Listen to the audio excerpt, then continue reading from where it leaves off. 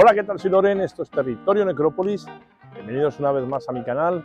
Hoy vamos a visitar a una de esas personas que allá por los años 70 se hizo famoso por un programa que estuvo en antena durante un tiempo.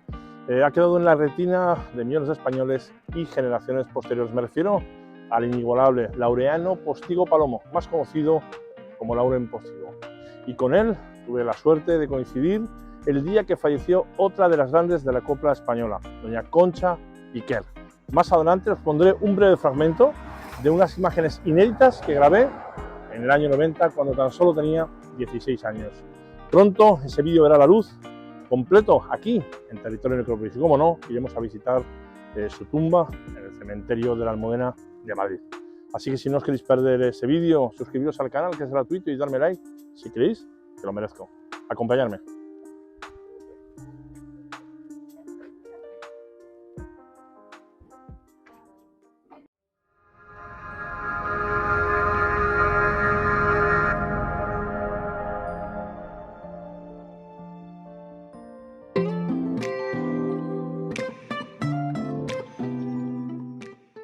Laureano Postigo Palomo, o sea, Lauren Postigo, nace en Nerva, en Huelva, el 22 de marzo de 1928, donde pasa su infancia en su pueblo hasta que lo abandona para ir a estudiar a París y licenciarse en idiomas en una prestigiosa universidad de la Soborna, una de las universidades más antiguas y prestigiosas del mundo. De allí se traslada a Londres y es donde ya hace exaltación de la cultura española y apuesta por un género que no estaba bien visto por la sociedad de entonces. Ya estamos llegando a la calle Juan Ramón Jiménez, al número 26, a lo que antiguamente era el tablado del Corral de la Pacheca. Allí era donde se hacía el programa Cantares. El programa Cantares se realizaba en el tablado llamado Corral de la Pacheca. Por el mítico programa Cantares, justo aquí detrás, desfilaron todas las grandes figuras de la canción española del momento. Aquí os dejo un fotograma de cómo empezó ese programa Lauren y que gracias a él este género volvió a tener la difusión que había perdido en los años 60. El 3 de febrero de 1978 fue el primer programa aquí, teniendo una invitada de lujo como fue doña Juanita Reina, donde la entrevista y ella tiene varias actuaciones. Tenéis, por cierto, un vídeo especial subido de Juanita Reina, grabado íntegramente en Sevilla hace unas semanas. También está la entrevista que hizo a Concha Piquer. Aquí tenéis imágenes inéditas de ese día, donde está Lauren Postigo en el entierro de doña Concha Piquer, acompañando a la familia por el eterno descanso de la cantante.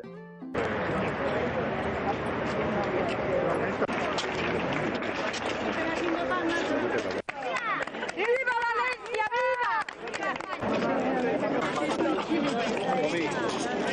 Y es que el programa de Cantares tuvo un éxito tremendo. Mezclaban actuaciones en directo y entrevistas que Lauren Postigo hacía a sus invitados. El último programa se emite el día 1 de diciembre de 1978. Posteriormente traslada su programa Cantares a la radio, a la cadena COPE, exactamente, con su famosa sintonía Suspiros de España. Así que nada, ahora, si os parece, nos vamos a ir yendo al cementerio de la Almudena y desde allí seguimos recordando la figura de este genio de impulsor de la copla.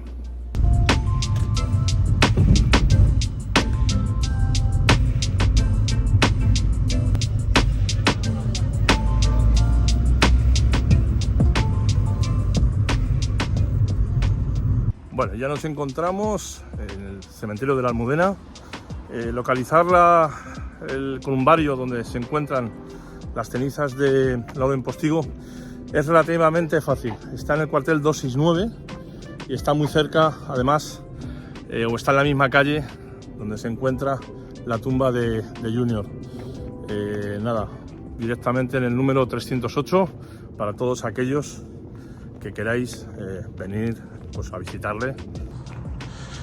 Y nada, ya estamos llegando al columbario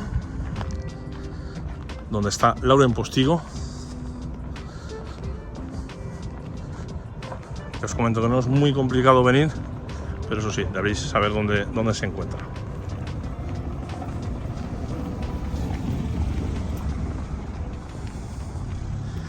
En el número 308. Y aquí se encuentran los restos mortales o las cenizas de Lauren Postigo, 22 de marzo de 1928, 9 de diciembre de 2006. Te quieres siempre, Yolanda, descanse en paz.